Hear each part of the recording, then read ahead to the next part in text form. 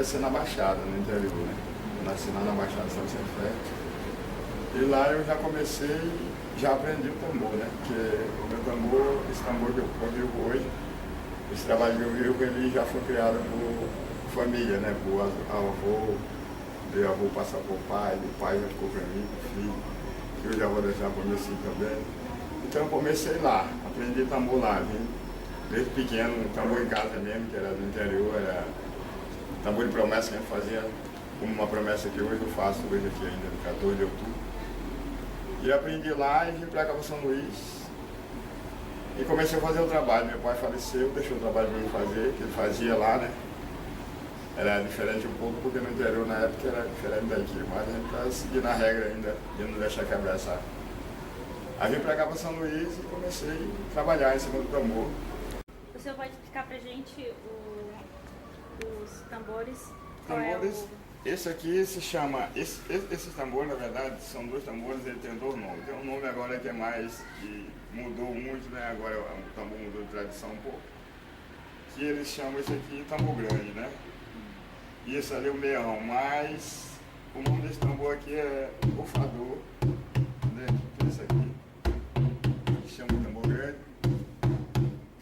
Esse aqui é o sucador, que é chamado hoje pelo meião, né? Tambor no meio, mas é sucador, só viu?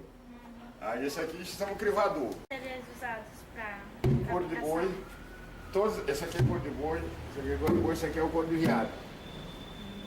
Descobre, couro de viado, esse aqui é couro de boi, esse aqui é couro de boi também. A galera toca aí, até esse cabra aí também já toca um pouquinho aí pra ele, toca um pouquinho, toca um pouquinho no tambor, vai. Toca aí, como é que toca? Vai lá. Senta direito, bora, toca direito, senta. Toca, vai.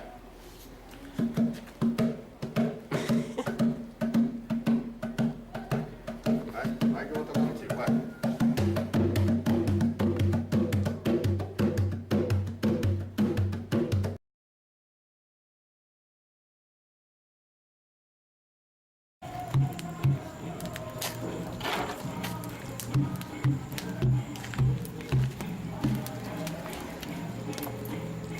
Dentro, tá?